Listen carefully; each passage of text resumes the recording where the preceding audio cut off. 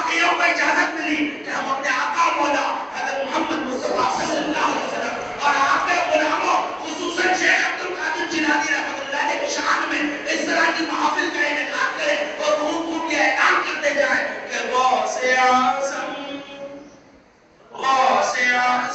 محمد کا محبوب ہے، غوث اعظم زمانے کا سلطان ہے، غوث اعظم محمد کا محبوب ہے، غوث اعظم زمانے کا سلطان ہے، غوث اعظم کی ہر جان مچی دھوپ ہے، غوث اعظم کا گھر گھر میں فیضان ہے، بڑی غوث اعظم محمد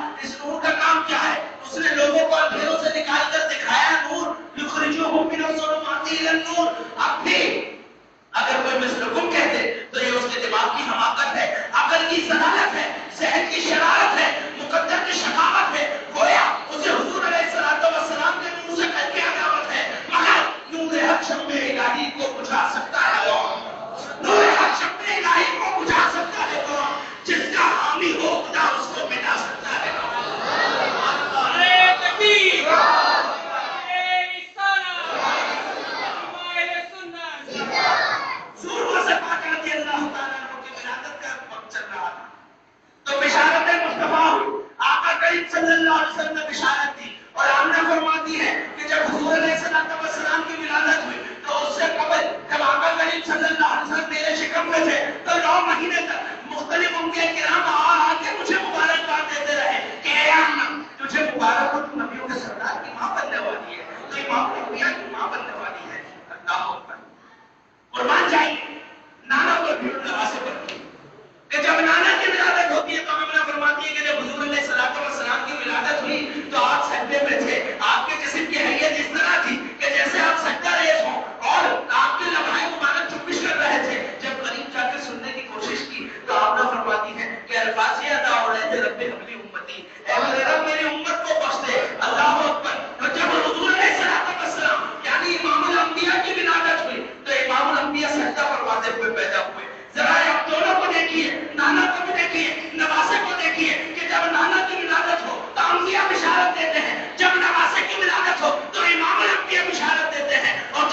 امام الانبیاء دنیا میں تشریف لائے تو سجدہ فرماتے ہوئے، اور جب امام العالیہ دنیا میں تشریف لائے تو روزہ داری دکھاتے ہوئے.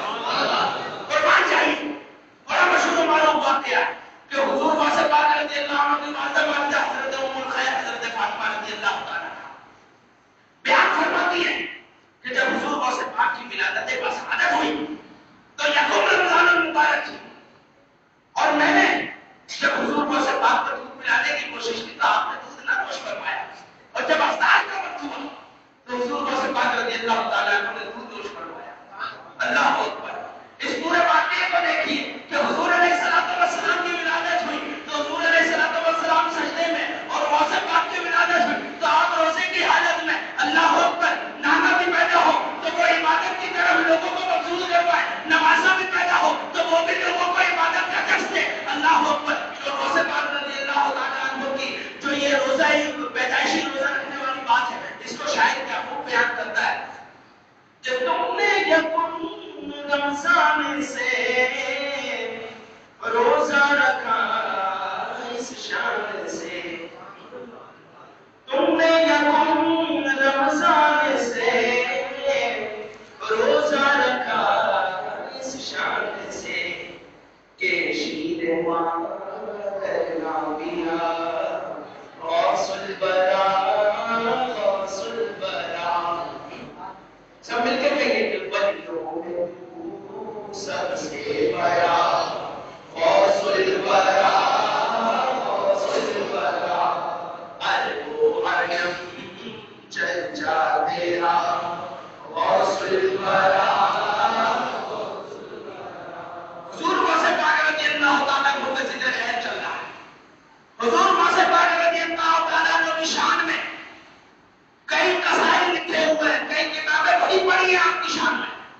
ان میں ایک واقعہ اور کرنے میں کھیل رہا وہ یہ کہ حضور واسع پاک رضی اللہ تعالیٰ عنہ کے بارے میں آتا ہے کہ آپ نہایت ہی مہنگا جبہ زیبتن فرمایا، اتنا خوبصورت جبہ زیبتن فرمایا کرتے تھے کہ بادشاہان وقت کو بھی ایسا کم ہی نصیب ہوتا تھا. حضور واسع پاک اس قدر مہنگا جبہ زیبتن فرماتے تھے. اب اس پہ کوئی اعتراض کر سکتا ہے کہ حضور واسع پاک رضی اللہ عنہ اتنا مہنگا جبہ زیبتن کیوں فرماتے تھے؟ تو اس اعتراض کا جواب میں آپ کو امام حسن پاک سے دے دیتا ہوں. امام حسن پاک رضی اللہ تعالیٰ عنہ نے ایک مرتبہ بہت ہی خوبصورت جوڑا زیبتن فرمایا. لال کلر کا جوڑا تھا، اس پہ گولڈن کلر کی کڑھائی تھی. یہ تو علماء نے لکھا ہے، جو تاریخ اور سماعتیں جو نقل کرتے ہیں انہوں نے لکھا کہ لال جوڑا اور گولڈن کڑھائی والا جوڑا تھا. آپ پہ کسی نے اعتراض کیا کہ حضرت آپ کے نانا جان کی حدیث ہے اب دنیا و سجن المومن، دنیا مومن کے لیے قید خانہ ہے اور قیدی کبھی ایسا جوڑا نہیں پہنتے، تو آپ نے ایسا جوڑا کیوں پہنا ہے؟ تو امام حسن پاک رضی اللہ عنہ نے کیا خوب فرمایا کہ اے شخص تو سن لے، اگر یہ مومن جنت اور جنت کی نعمتوں کو دیکھ لے کہ جنت میں بھی ایسے جوڑے ہوں گے، جنت میں بھی بہت خوبصورت لباس ہوں، تو جنت اور جنت کی نعمتوں کو دیکھ لے تو واقعی یہ اس کے لیے قید خانہ ہے. اور اگر کافر جہنم اور اس کے دردناک عذاب کو دیکھ لے تو یہ دنیا واقعی اس کے لیے جنت ہے.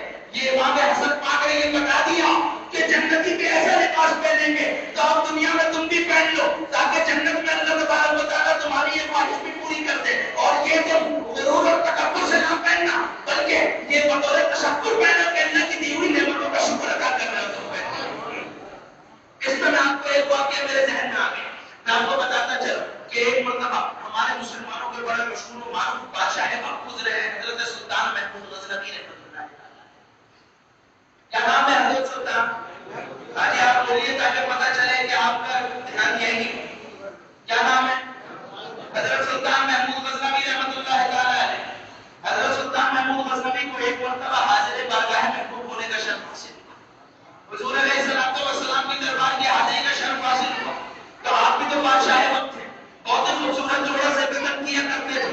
آپ نے وہ جوڑا اتارا اور ایک ایسا سادہ جوڑا پہن لیا کہ جس میں پیسیوں پیبند لگے ہوئے تھے، ایسا جوڑا پہنا کہ جس میں پیسیوں پیبند لگے ہوئے تھے، اور بارگاہ محبوب میں حاضر ہوئے اور وہاں پر دیکھا کہ لوگوں کا رش لگا ہوا ہے. آپ نے سوچا کہ لوگوں کا رش ہے، چلو لوگوں کو پانی پلاتے ہیں. مشک اپنے کندھے پہ اٹھایا اور گلاس بھر بھر کے لوگوں کو پانی پلانے لگے. بادشاہ وقت ہے مگر لوگوں کو پانی پلا رہے ہیں، کوئی پہچانا نہیں کہ حضرت کون ہے. مگر وہاں پہ ایک شخص ایسا تھا، اس نے بولا حضرت آپ تو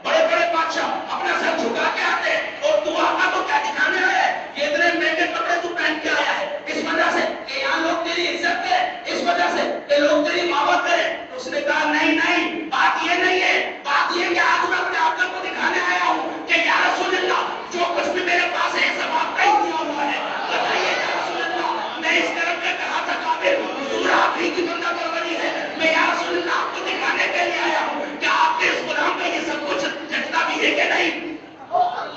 نیت دیکھیے، بادشاہ وہ بھی ہے، بادشاہ یہ بھی ہے، نیت اس کی بھی درست، نیت اس کی بھی درست. اور پھر دونوں یہ دست دے رہے ہیں کہ اے لوگوں محمد کے گدا دیکھے ہیں دنیا کے امام افسر، محمد کے گدا دیکھے ہیں دنیا کے امام افسر، بدل دیتے ہیں تقدیریں محمد کے غلام افسر. تو بات چل رہی تھی حضور غوث پاک کے جبے میں، اور چلتے چلتے بہت دور آ گئے. خیر حضور غوث پاک رضی اللہ تعالیٰ عنہ کے جبے میں بات چل رہی ہے کہ حضور غوث پاک نے اشارہ جبہ سے بہتر فرمایا ایسا شاہانہ جبہ، اس قدر مہنگا جبہ کہ جو بادشاہ نے رب کو بھی نصیب نہ ہوتا تھا. بغداد میں چور کی نظر پڑی حضور غوث پاک کے جبے پہ، اس کی آنکھیں چار ہو گئی کہ اس قدر مہنگا جبہ یہ تو کبھی کسی بادشاہ کے پاس میں نہیں دیکھا.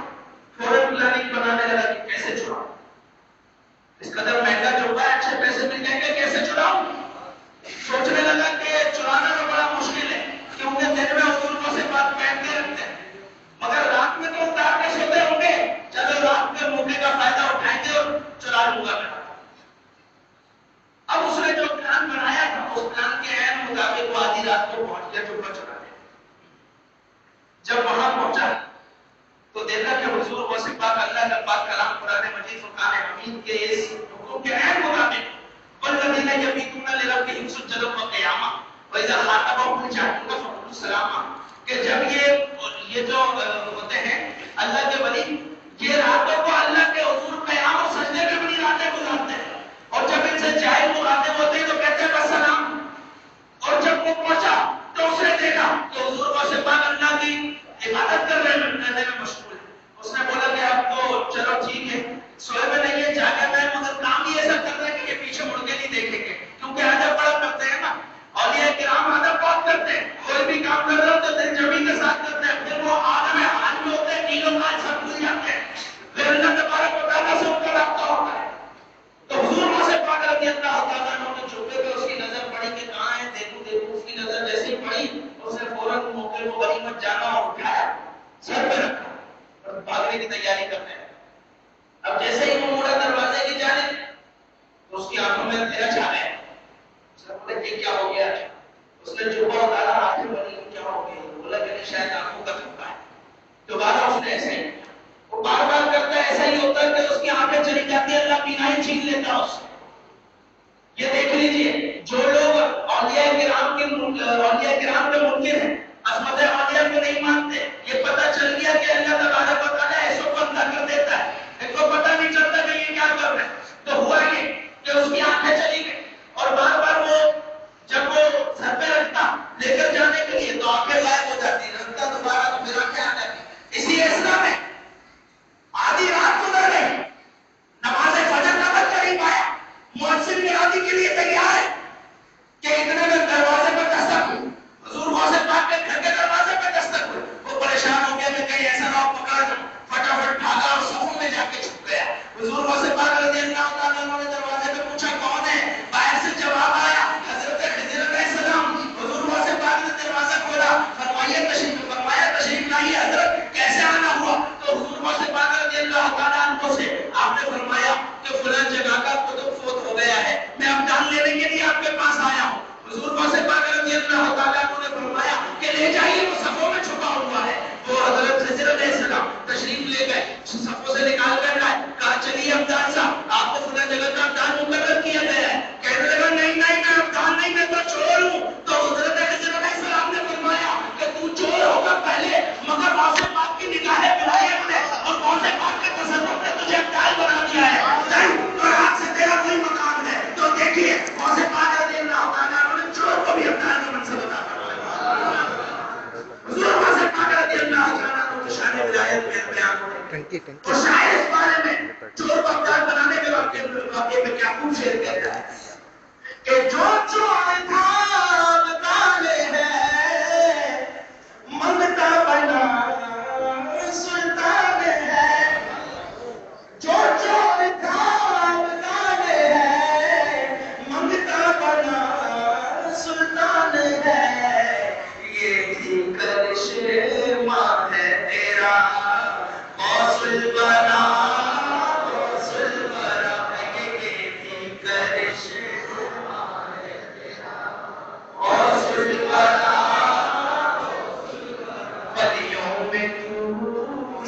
سے بڑا غوث الورا عرب و عجم چرچا تیرا غوث الورا ارے جو چور تھا بدال ہے منگتا بنا سلطان ہے جو چور تھا بدال ہے منگتا بنا سلطان ہے یہ بھی کرش ماں ہے تیرا غوث الورا غوث الورا یہ بھی کرش ماں ہے تیرا غوث الورا حضور وہاں سے پا کر کے اللہ تعالیٰ کو شان ولایت کا ذکر ہو رہا ہے تصرف کا ذکر ہو رہا ہے تو اسی تصرف کا ایک واقعہ بیان کروں حضرت شیخ محمد بن قائد الوانی رحمۃ اللہ تعالیٰ بیان فرماتے ہیں کہ ایک بڑھیا حضور کو سے بات کرتے اللہ تعالیٰ کی خدمت میں حاضر عرض کرنے لگے کہ بابا جی بات یہ ہے کہ میرا بیٹا آپ سے بڑی محبت کرتا ہے میرا بیٹا آپ کو بڑا چاہتا ہے تو میں چاہتی ہوں کہ میرے بیٹے کی علمی روحانی تربیت آپ بھی فرمائیں تو کیا میں اپنے بیٹے کو آپ کے پاس داخل کرا دوں کہ آپ میرے بیٹے کو پڑھائیں گے حضور کو سے بات نے فرمایا کہ ٹھیک ہے اگر ایسی بات ہے تو تم اپنے بیٹے کو لے آؤ میں اس کو تعلیم دوں گا وہ یہی ہے مسئلہ ہے وہ عورت اپنے بچے کو لے اور حضور وہاں سے پاک رضی اللہ تعالیٰ عنہ کے پاس تعلیم حاصل کرنے لگا اس کا بچہ کچھ عرصے بعد اس عورت کا گزر ہوا اس علاقے سے دیکھا کہ اس عورت کا بیٹا بیٹھا ہوا باہر چوکی سوکھی روٹی کھا رہا ہے اندر نہیں تو دیکھا حضور وہاں سے پاک رضی اللہ تعالیٰ عنہ مرغی کا سالن تناول فرما رہے ہیں کہنے لگے کہ بابا جی کیا عجیب بات ہے میرے بیٹے کو تو چوکی روٹی کھلا رہے ہو وہ بھی سوکھی اور خود مرغی کا گوشت کھا رہے ہو مرغ کھا رہے ہو اور وہ بھی پکا ہوا سالن بہت لذیذ قسم کا تو یہ کیا بات ہے کہنے لگے بابا جی کہ بڑھیا ذرا بیٹھ جا تمہیں سب سمجھ جائے گی تھوڑی دیر بیٹھی حضور موسیٰ پاک جب کھانا تناول فرما کے فارغ ہوئے تو آپ نے سب ہڈیوں کو ایک جگہ جمع کیا اور فرمایا کہ قل بِإِذْنِ اللَّهِ وہ مرغے کی ہڈیاں ایک دوسرے سے کڑ کڑ کرتی ہوئی دوبارہ زندہ ہو گئے وہ دوبارہ مرغ بن گیا تو حضور موسیٰ پاک رضی اللہ تعالیٰ عنہ نے فرمایا کہ اے بڑھیا دیکھ لے جب تیرا بیٹا بھی اس مقام پہ پہنچ جائے گا تو پھر اس کی مرضی جو چاہے وہ کھائے اس واقعے کے بارے میں کیا خوب چاہے علامہ جمیل قادری مرحوم کیا خوب کہتے ہیں کہ وہ کہتے ہیں تم بِإِذْنِ اللَّهِ جلا دیتے تھے مردوں کو بہت مشہور ہے احیاء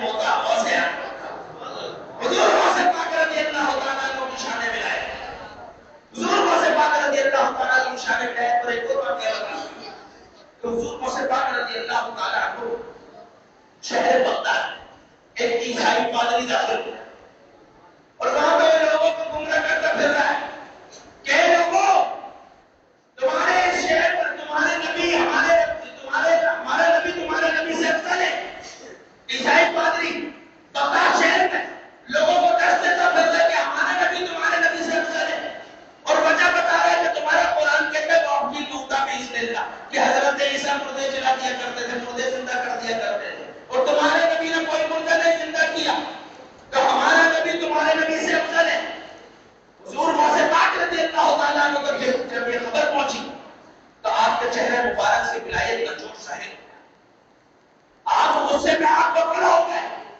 حضور موسیٰ پاک رضی اللہ تعالیٰ عنہ نے اپنا جبہ سے بدن فرمایا ہاتھ میں ایسا مبارک پکڑا سر پہ دستار مبارک میں اور اس چلے عیسائی پادری کے پاس اور وہاں پہ غصے میں کہا کہ ایک کیا بکواس کرتا ہے اس نے وہی سب باتیں کرنا شروع کر دی جو پہلے کر رہا تھا وہ سب کو بتا رہا حضور موسیٰ پاک رضی اللہ تعالیٰ عنہ نے فرمایا کہ دیکھ اگر میں تجھے مردہ زندہ کر کے دکھا دوں اگر میں تجھے مردہ زندہ کر کے دکھا دوں تو کیا تو میرے لعنت جی کی نبوت پر ایمان لے آئے گا کہنے لگا کہ ہاں بالکل کیوں نہیں بالکل لے آؤں گا حضور موسیٰ پاک نے فرمایا کہ چل ٹھیک ہے تو بول تو جس قبر کے پاس لے جا کے بولے گا میں وہی مردہ زندہ کر کے دکھاؤں گا حضور موسیٰ پاک رضی اللہ تعالیٰ عنہ کے ساتھ وہ چلا ایک قبرستان لے گیا اور ایک بہت ہی پرانی بوسیدہ قبر کے اوپر ہاتھ رکھتا ہے بتاؤ یہ قبر والا ہے اس قبر کے بارے میں بتاؤ اس قبر والے کو زندہ کر کے دکھاؤ حضور موسیٰ پاک رضی اللہ تعالیٰ عنہ نے فرمایا کہ یہ ایک گویے کی قبر ہے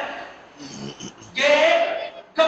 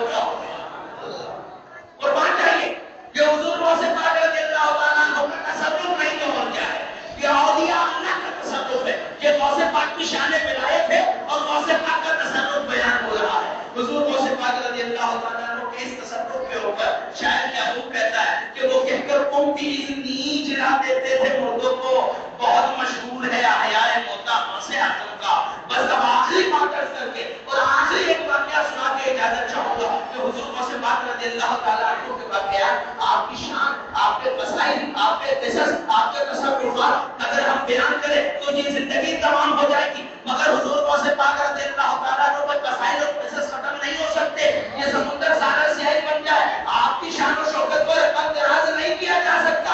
حضور غوث پاک رضی اللہ تعالیٰ عنہ کو حضور غوث پاک رضی اللہ تعالیٰ عنہ بیان فرماتے ہیں. حضور غوث پاک رضی اللہ تعالیٰ عنہ کا تصرف بیان ہو رہا ہے کہ آپ کی شان و شوکت، آپ کے تصرف کو اپنے تو اپنے بیگانے بھی تسلیم کرتے ہیں، آپ کی ولایت کو اپنے تو اپنے بیگانے بھی تسلیم کرتے ہیں. مولانا اشرف علی تھانوی، دیوبندیوں کے حکیم الامت مولانا اشرف علی تھانوی اپنی کتاب انفاذات یومیہ جلد نمبر 2 صفحہ نمبر 69 پر رقم دراز ہے کہ ایک مرتبہ حضور غوث پاک رضی اللہ تعالیٰ عنہ کے ایک مرید کا انتقال ہو گیا. حضور غوث پاک کے ایک مرید کا انتقال ہو گیا. قبر تک پہنچے تو قبر میں نکیرین اس کے پاس آئے، سوال جواب کا سلسلہ کرنے. اس سے پوچھا کہ من رب کا، بتا تیرا رب کون ہے؟ کہنے لگا میں غوث پاک کا خوبی. اشرف علی تھانوی صاحب اپنی کتاب میں لکھ رہے ہیں کہ وہ غوث پاک کا مرید قبر میں نکیرین سوال کر رہے کہ من رب کا، تیرا رب کون؟ اور وہ جواب دے گا کہ غوث پاک کا خوبی ہوں. پھر فرشتوں نے پوچھا کہ ماں دینوں کا، تیرا دین کیا ہے؟ کہنے لگا میں غوث پاک کا خوبی ہوں. پھر غوث پاک پھر نکیرین نے اسے تیسرا سوال کیا کہ ماں تم تقول فی حق حضرت رسول محمد صلی اللہ علیہ وسلم، کہ بتا وہ آقا کریم صلی اللہ علیہ وسلم کے بارے میں کیا کیا رکھتا تھا؟ تو پھر وہ کہنے لگا کہ میں غوث پاک کا خوبی ہوں. اللہ اکبر. فرشتوں نے کرسی کھینچی اور تیار ہوئے سزا دینے کے لیے. کہنے لگا کہ مجھے کوئی خوف نہیں ہے کیونکہ مریدی لا تخف کہہ کر تسلی دی غلاموں کو، قیامت تک رہے بے خوف بندہ غوث اعظم کا. اللہ اکبر. فرشتوں نے عرض کی اللہ کی بارگاہ میں کہ الہی یہ تو عجیب بندہ ہے، نہ سوالوں کے جواب دیتا ہے تو نہ سزا کے لیے تیار ہوتا ہے. یا اللہ بتا کیا معاملہ کیا جائے اس کے ساتھ؟ اللہ تبارک و تعالیٰ نے فرمایا کہ میرے بندے کو چھوڑ دو، میرے بندے کو چھوڑ دو، اس کا معاملہ قادر جانو اور تم قادر جانے.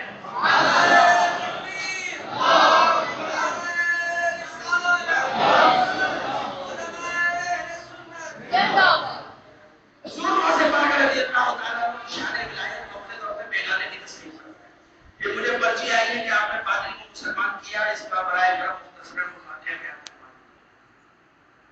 جناب وہ پادری آپ کو اس میں جیسا کہ آپ نے پوسٹر پہ بھی پڑھا ہے کہ بینکاک سے آیا. وہ پادری بینکاک سے آیا، شہر حیدرآباد کا چرچ ادھر ہوا تھا. اب وہ دنیا بھر میں جاتا ہے تو تبلیغ کے لیے اپنے مذہب کے، تو وہ اسی طرح شہر حیدرآباد میں بھی آیا اور کئی جگہوں پہ اس نے تقریریں کی. کراچی بھی گیا، جب پاکستان آیا تو تقریباً کافی پاکستان میں. تو یہاں پہ ہمارے ایک بہت موثق بھائی ہیں، انہوں نے رابطہ کروایا کسی طریقے سے کہ ان کو مناظرے کے لیے ہم سے صرف افہام و تفہیم میں بات کرنے کے لیے مناسب ہے. جب وہ بات چیت کرنے کے لیے آئے تو ماحول مناظرے کا پیدا ہو گیا اور مناظرہ کیا.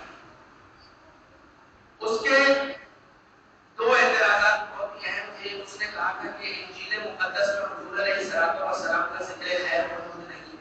ایک اس نے یہ کہا تھا. دوسرا اس نے یہ کہا تھا کہ حضور علیہ السلام نے جو متعدد لکھا فرمایا ہے، ہماری تاریخ کی کتاب میں بھی اختلاف ہے کہ آپ نے صلی اللہ علیہ وسلم نے 9 لکھا فرمایا یا 11 لکھا فرمایا یا 12 لکھا فرمایا. تو یہ جو تاریخ کی کتابوں میں ہمارے خلاف ہے، اس نے کہا کہ جی حضور آقا کریم صلی اللہ علیہ وسلم کے جو تعدد اخراج کا مسئلہ ہے، یہ اتنے سارے جگہ یہ تو اس کا مطلب ہے کہ نعوذ باللہ آقا کریم صلی اللہ علیہ وسلم کو آپ کی ساری بادشاہ کا اللہ. اس یہ موضوع ہمارا قرار نہیں پایا کہ ہم اس موضوع پہ بات چیت کریں.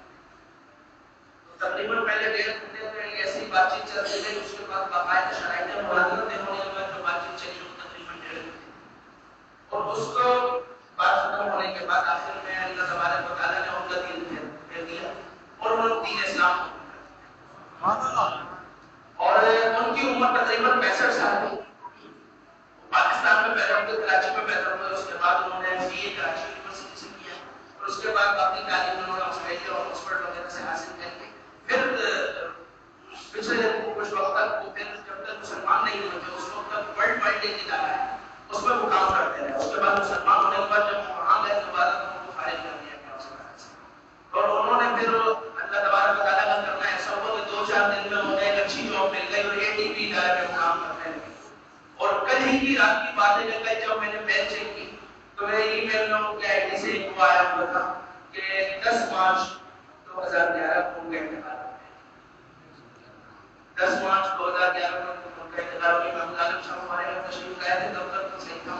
تو اب کل مجھے یہ خبر ملی، کل میں نے پڑھی ہے شاید کل پہلے نہیں گئی ہوں، شاید 12-13 مارچ کی مل آئی ہے اور 10 مارچ کو ان کا انتقال ہو گیا۔ تو آپ سب ان کے لیے دعا فرمائیے کہ اللہ تبارک و تعالیٰ ان کو جنت الفردوس میں اعلیٰ مقام عطا فرمائے اور اللہ تبارک و تعالیٰ ان کے تمام صغیرہ کبیرہ ظاہری باطنی اگلے پچھلے تمام گناہوں کو معاف فرمائے اور اللہ تبارک و تعالیٰ آقا کریم صلی اللہ علیہ وسلم کے صدقے میں ان کی قبر کو جنت کے باغوں میں سے تو بس یہ پورا مکمل واقعہ یہ مختصراً میں نے آپ کو بتا دیا اور حضور وسلم رضی اللہ تعالیٰ عنہ کی شان ولایت کا ذکر ہوا تو لہٰذا میں اپنے ہی لکھے ہوئے ایک چند اشعار کے ساتھ اپنی میں نے حضور وسلم رضی اللہ تعالیٰ عنہ کی شان میں چھوٹی سی منقبت لکھی ہے اس کے ان اشعار کے اختتام پر بس یہ اشعار پر میں اختتام کروں گا کہ میرے لب پر رہے حتم کرانا واسع عقل کا، میرے لب پر رہے حتم کرانا واسع عقل کا، سدا آباد رکھے رب کرانا واسع عقل کا اور میری نسلوں نے ان کے نام کو گردے زباں رکھا،